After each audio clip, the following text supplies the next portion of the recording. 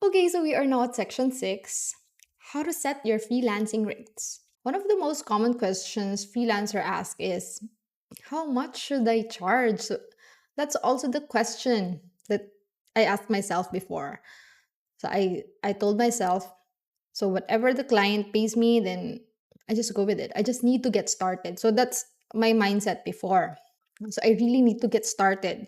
Once I get started, so I know the range, and the next client that I will find, I will increase it. So I didn't negotiate it, or I just accepted what my client gave me.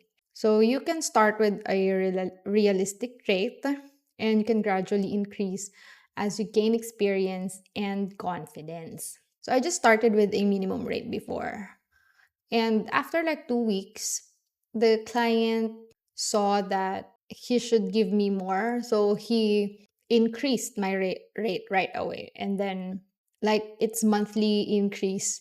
So that's the beauty of freelancing. You don't need to wait for 6 months or 1 year to get a raise from your employer. In freelancing, if they think you can do the job and you deserve more, they're the ones who will just increase your rate.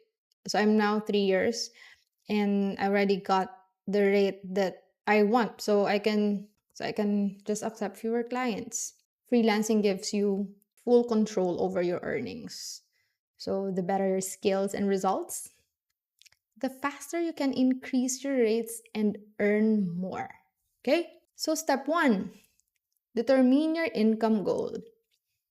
When I was starting, of course, as a beginner, I don't have an income goal yet, because I just want to get started.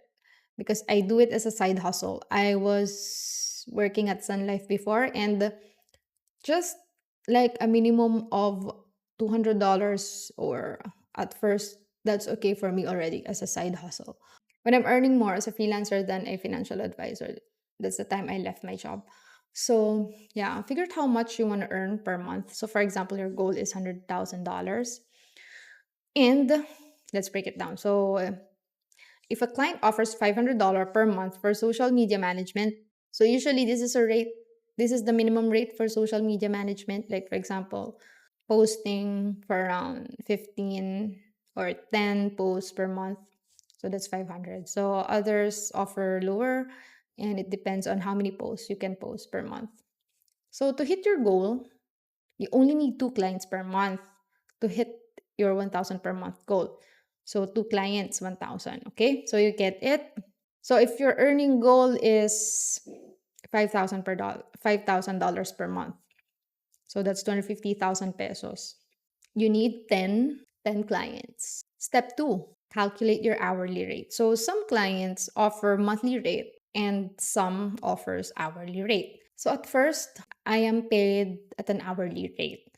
But as time goes by, I negotiated my rate for a monthly rate because I am now faster.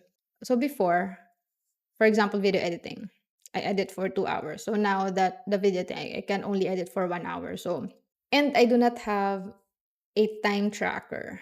No time tracker, the better. So for these tasks, mostly clients don't require a time tracker. So for example, you start at an hourly rate and the client wants to pay you at an hourly rate. So again, figure out how much you want to earn per month. So for example, $1,000, you can work for 2 hours a day, 5 days a week. So that's 40 hours a month. So your starting hourly rate is 12.5 per hour. So this is just a starting point. So as you gain experience, you can increase your rate, right? Step 3, know your market and skill level.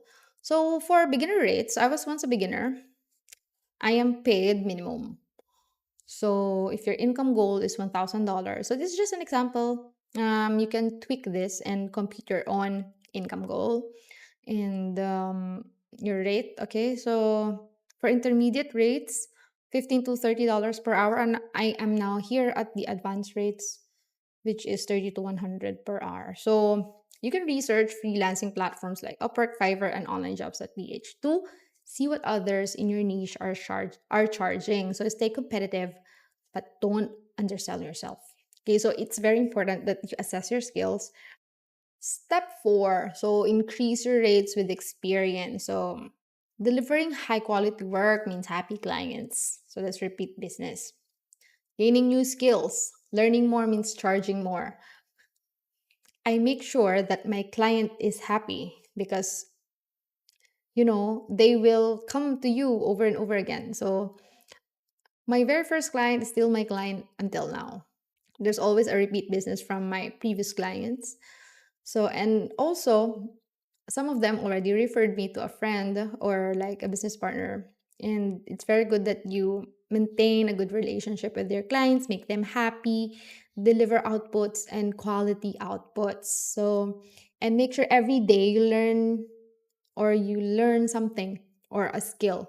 You have to upskill every day. So I give myself 30 minutes to 1 hour per day for skill and personal development. Asking for a raise. So make sure you are a great freelancer so you can ask for a raise. You can defend yourself. And also, good work gets recommended. So, yeah, I always say this that building in relationships is the best investment because, you don't know what doors will open once you invest in those relationships. So, always be kind, okay? Okay, so know your worth, your time equals money, and price yourself accordingly.